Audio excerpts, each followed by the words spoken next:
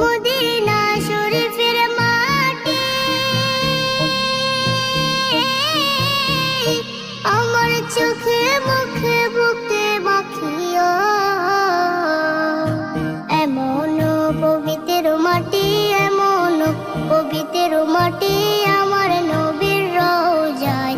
তোমরা যদি যাও গো মদিনায়, তোমরা যদি যাও গো মদিনায়। ইয়া রাসূলুল্লাহ, ইয়া হাবিবাল্লাহ, ইয়া রাসূলুল্লাহ, ইয়া হাবিবাল্লাহ। মদিনা শরীফের মাঝে বেহেশতের বাগান আছে ও। সেই বাগানে শুয়ে আছেন, সেই বাগানে শুয়ে আছেন প্যারা নবী মুস্তাফা।